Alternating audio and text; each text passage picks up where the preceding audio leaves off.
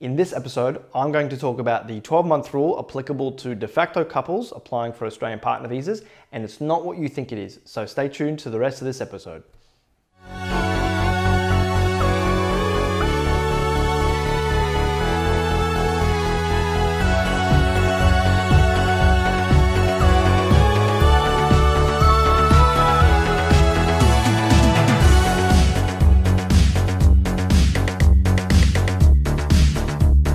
Hi guys, Martin Salvo, registered migration agent and senior immigration lawyer at Salvo Migration with another episode of Partner Visa Secrets.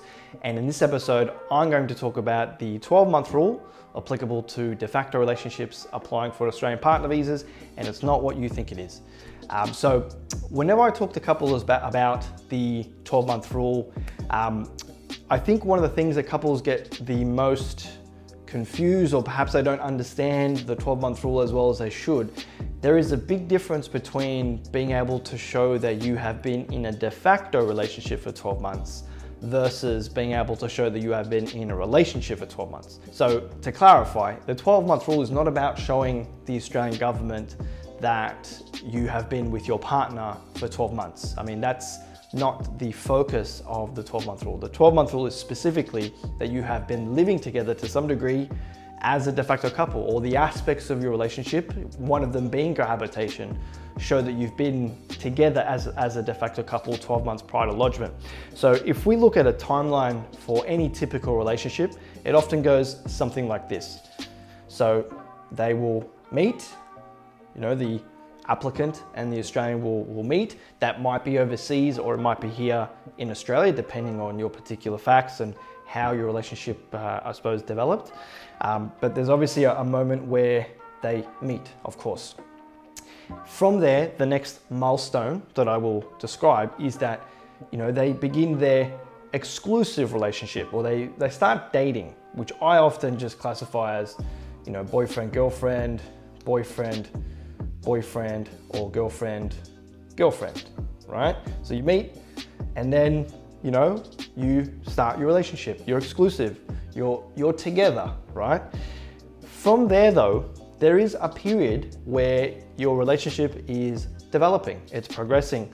You're starting to meet each other's families, you're starting to do things together, you might take some holidays together, you might start thinking about moving in together at some point in future. Maybe you're starting to have plans or thoughts about your futures together. During that period, you're still in the early stages of your relationship. It's still boyfriend, girlfriend, boyfriend, boyfriend, or girlfriend, girlfriend. But there is a point in time where that transitions from that, let's say, young type of relationship to a more mature, committed relationship, which is when you can start claiming that you are in a de facto relationship. So there is a point in your relationship timeline, and that will be, of course, unique to you and your partner. I can't give you a blanket rule as to when a couple commences a de facto relationship, because it depends on your particular facts and your circumstances. But there will be a point in your relationship when you can start to consider yourselves as de facto.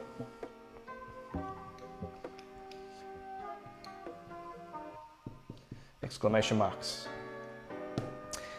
Now, the 12-month rule, which is applicable to the 820, 801, and the offshore 309, 100. The 12-month rule applicable to those visa applications requires that you have been in a de facto relationship for 12 months before applying for your visa. That is what the 12-month rule means. So that's the first point that I wanted to clarify, is just being clear that there is a difference between when you commence your relationship to when you commence a relationship that you can evidence as being de facto. I feel that is one of the main things couples get confused over, and perhaps they try to, either intentionally or accidentally, they consider their de facto date being maybe a little bit too soon in their timeline, depending on what they were doing at that point in time. So just understand, just conceptually, that there's going to be 3 initial milestones in most relationships. They meet, they commence their relationship, and then they become de facto.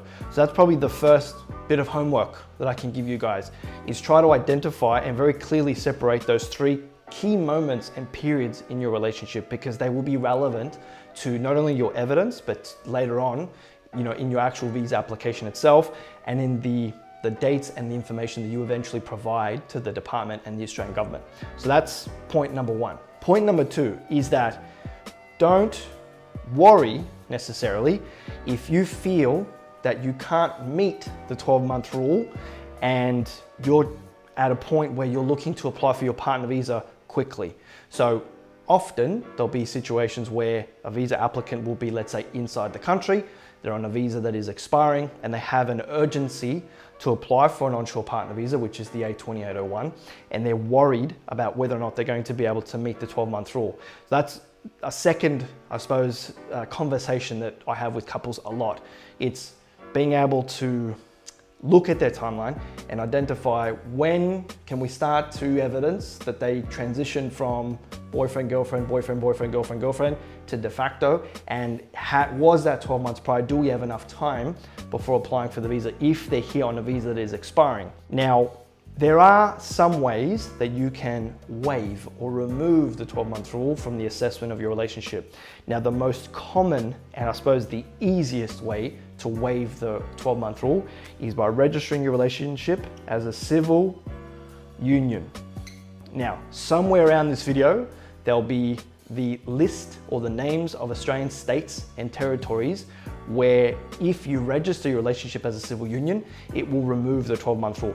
Unfortunately, it's not available in all states, or I should say, registering your relationship in certain states and territories will not remove the 12-month rule, unfortunately.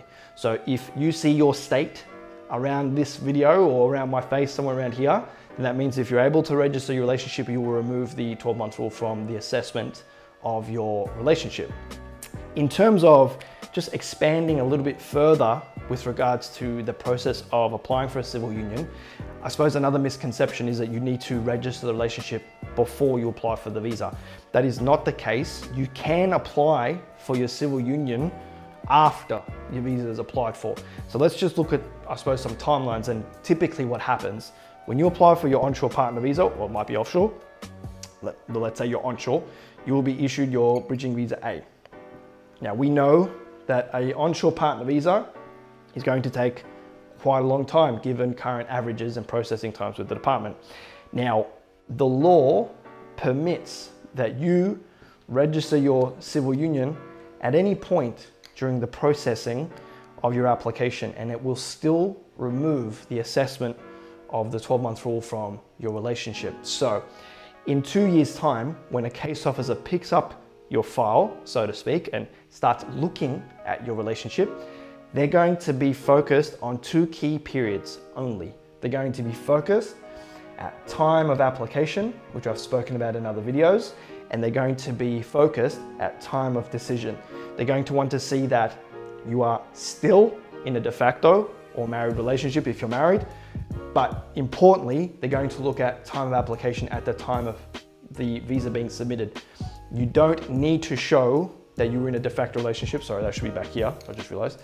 You don't have to show that you were de facto back here because the 12-month rule will not be applicable to you.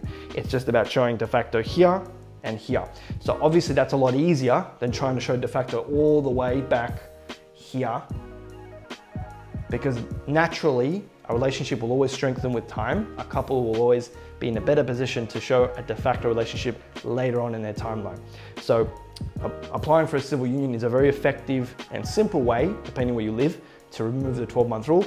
And in all honesty, it's something we recommend to all couples that live in a state or territory where that is permitted. Now, there is another way that you can remove the 12-month rule from your relationship, but it's a lot more subjective and discretionary, and that is if you can show compelling and compassionate circumstances. Now, the law does not require that you need to necessarily show compelling and compassionate circumstances at the time of application.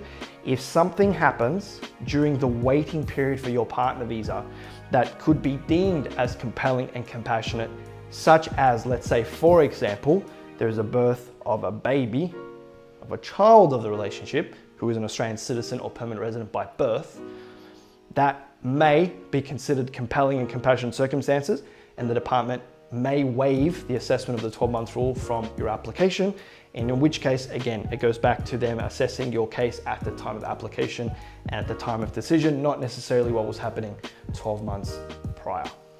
So I hope, guys, that explains what the 12 month rule really is and what it requires you as a couple to demonstrate, and a couple of ways that you might be able to remove that from the assessment of your relationship. Again, Martin Salvo from Salvo Migration. Appreciate you taking the time to watch this video, and I hope this helps.